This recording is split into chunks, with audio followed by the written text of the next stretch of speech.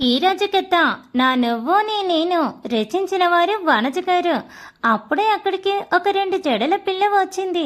అందరినీ చకచక అత్తయ్య మామయ్య అని పిలుస్తూ హంగామా చేసి విరాట్ని సడన్ గా బావా అనేసింది. ఎవరి ఈ పాప అనుకుంటూ వండగానే వెనకాల వాళ్ళ అమ్మ కూడా వచ్చి నా కూతురు అన్నయ్య, నా కూతురే బాగుంది కదా అంటూ ఉంటే ఎంత బాగున్నా అంటే కాదులే, అయినా 8th క్లాస్ పిల్లతో నాకు పోటీ ఏంటి అనుకుంటూ విరాట్ వంక చూస్తుంటే అతను ఆ పాపను చూసి కూడా ఏం ఎక్స్ప్రెషన్ ఇవ్వకుండా ఎల్లప్పుడూ నా కోసం ఆయన గారి పాకెట్లో ఉండే చాక్లెట్ తీసి ఆ పాపకిచ్చి హాలిడేస్ హోంవర్క్ చేసావా అని అడిగాడు. అంతే బావా, హోంవర్క్ అదంతా ఒకప్పటి ట్రెండ్, ఇప్పుడు నాకు ఒక ఇన్స్టా పేజీ ఉంది, యూట్యూబ్ ఫ్యామిలీ ఉంది అని చెప్తూ హాయ్ అక్క అని నన్ను పలకరించి సాత్విక వదినతో ముచ్చట్లు పెట్టింది. ఓయ్ విరాట్, చూసావా 8వ తరగతి పాపకి యూట్యూబ్ ఉందంట, నేను ఒక ఛానల్ పెడతాను అని అడిగితే నా తల మీద మొట్టి ముందు చదువులు అయిపోనివే అప్పుడు పెడదువు ఛానల్స్ అని నన్ను అండర్ ఎస్టిమేట్ చేసిన విరాట్, చూడు అందరూ అమ్మాయిలు ఎంత బాగా ముగ్గులు వేస్తున్నారో చూసి నేర్చుకో అని మధ్యలో అత్తల కంటే ముందు మా సునీత మధ్యలో దూరటంతో పోమ్మా అని కూడా అనకుండా లోపలికి వెళ్ళిపోయాను నేను. ఇంకా వాళ్ళు ఏం మాట్లాడారో నాకు తెలీదు.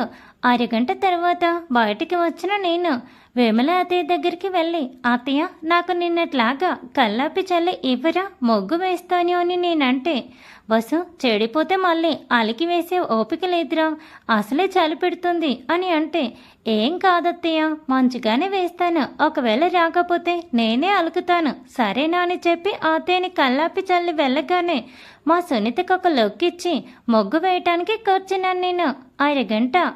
గంటన్నర కూడా అయిపోయింది. అందరూ అన్నం తినడానికి వెళ్ళినా నేను పోలేదు.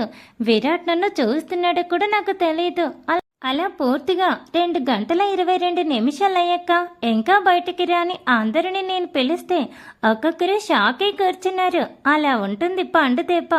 మా సునీత వంక లుక్ ఇచ్చిన నేను అలా ఉంటుంది పండుతో ఉంటే ఏడిసావులే, ఇదేదో నిన్నే వేసి ఉండొచ్చు కదా అంటే నేను డార్లింగ్ మూవీలో లాగా దమ్ము అనేది ప్రదర్శించింది కాదమ్మా, అవసరాన్ని బట్టి అదే బయటికి వస్తుంది అన్న డైలాగ్ వేశా. సర్లే అన్నట్టు మా సునీత చూస్తే మిగతా అందరూ నన్ను మెచ్చుకున్నారు. నా మొగ్గుకి ఇంటి 4 మూలలు పూల కొమ్మల డిజైన్తో బార్డర్ వేసి మధ్యలో రౌండ్గా పెద్ద మొగ్గు వేసిన నేను అందులోనే గుమ్మడికాయ, గాలిపటం, పందెం కొల్లు, కొత్త ధాన్యం, ఇల్లు, రైతు, బసవలు, హరిదాసు అన్నీ ఇంక్లూడ్ చేసి ఒక ముగ్గుల సంక్రాంతి అంటే ఎలా ఉంటుందో చూపించేశా. ప్రతి ఒక్కరు నా ముగ్గుకి ఫీదా అయిపోయి మెచ్చుకొని చూస్తూ ఉంటే విరాట్ ఎక్కడబ్బా అని అప్పుడు చూశాను. అందరి లోపలికి వెళ్ళాక బాగానే ప్రాక్టీస్ చేసావంటూ నా నడుం దగ్గర నుండి నేను ఆ అరగంట ప్రాక్టీస్ చేసిన ముగ్గు పేపర్ని లాగి చెప్పేసరికి చూశాడు మాయలోడు మాన్స్టర్ అనుకుంటూ బీటగా ముఖం పెట్టాను. నేను విరాట్ వంక చూసింది చాలే కానీ పద భోజనం చేద్దామని విరాట్ అంటే అదేంటి నువ్వు తినలేదా వాళ్ళతో పాటు అని నేను ఆశ్చర్యంగా అడిగాను. ఇప్పుడు తిందాంరా అంటే అర్థం ఏంటి, అప్పుడు తినలేదనే కదా అని చెప్పి మొగ్గు గిన్నెలో పక్కన పెట్టించి నన్ను లోపలికి తీసుకువెళ్ళాడు. అందరూ తినేశారు కాబట్టి మా కోసం మాత్రం సపరేట్గా ఉంచి అన్ని కడగను కూడా కడిగేశారు. చపాతీ తింటావా అని అడిగిన విరాట్కి వద్దు వేడిగా ఏదైనా చూడు అని చెప్పాను. అతని భుజం మీద పడిపోతూ రసమన్నం తిను అని చెప్తూ బౌల్లో రసమన్నం కలిపి చేత్తో తినిపించడానికి అవ్వదు కాబట్టి స్పూన్తో తినిపిస్తూ ఉన్నాడు. అప్పటికే నాకు నిద్ర ఇంకా ఫుల్ అయిపోయింది కాబట్టి ఇంకేం చేయలేక 3 స్పూన్లు తినేసి విరాట్ నిద్ర వస్తుందని చెప్పాను. సరే అంటూ నా మూతి క్లీన్ చేసి నన్ను మా రూమ్కి ఎత్తుకొని తీసుకువెళ్ళాడు. పడుకున్న 5 నిమిషాలకి నిద్రపోయిన నేను మధ్యలో పిక్కలకి నడుంకి చల్లదనం తెలిసి ఇంకా డీప్ స్లీప్లోకి వెళ్ళిపోయాను నేను. కానీ నాకు తెలియంది జెండు బామ్ ఇంకా స్ప్రే విరాట్ నా నడుంకి కాళ్ళ మీద మర్దన చేస్తున్నాడు అని. పొద్దున్నే లేచేసరికి ఇంకా ఇంట్లో పండుగ హడావిడి మొదలైపోయింది. కొంచెం లేట్గా లేసానంటే 9వ 10 అనుకునేరు. 6:30. ఈరోజు పక్కాగా చీర కట్టుకోవాలని నాకు తెలుసు కాబట్టి కిందకి వెళ్ళి పెరటి బాత్రూంలో స్నానం చేసి నైటీ వేసుకొని అమ్మని తీసుకొని నా రూమ్కి వెళ్ళాను.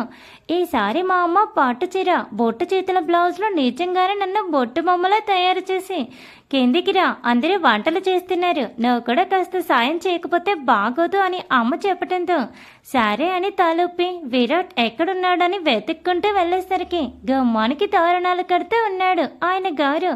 తెల్ల పంచె, బ్లూ షర్ట్, నేనేమో ఆకుపచ్చకి బ్లూ కాంబినేషన్ పట్టు చీర, ఇద్దరం మేడ్ ఫర్ ఇచ్చేద్దరు అనిపించేలాగా ఉన్నాం.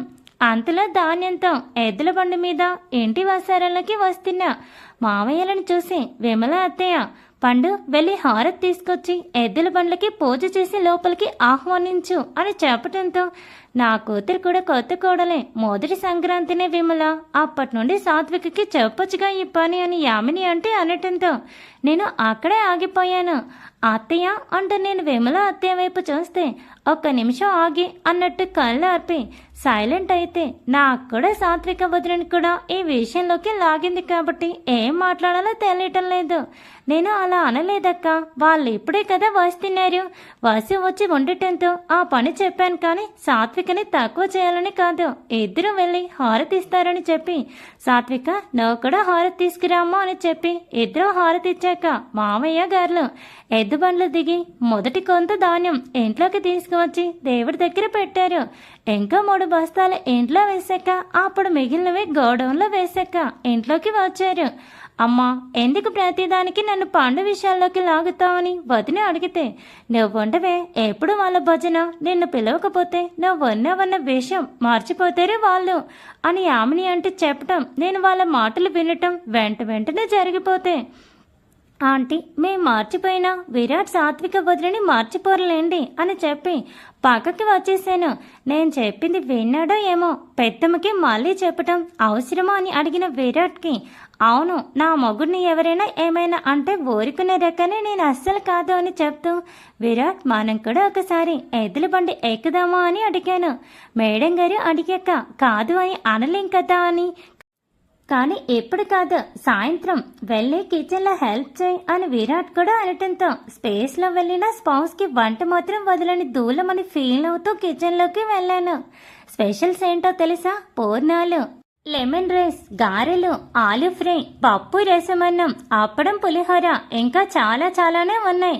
వాటిల్లో 8 గంటలకి కొన్నైతే మిగతా వాటికి పేద మనిషి హెల్ప్ కావాలని మా అమ్మ పిలిచింది.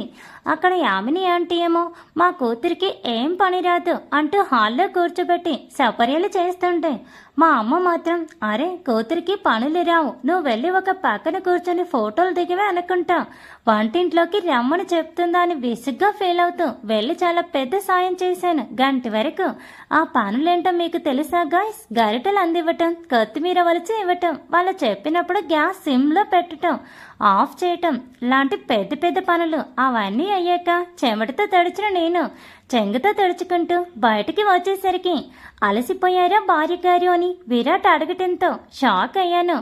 పండు లాంటి పెద్ద పనులు ఎవరైనా చేయగలరా మీలో? Thanks for watching. Please subscribe my channel for more videos.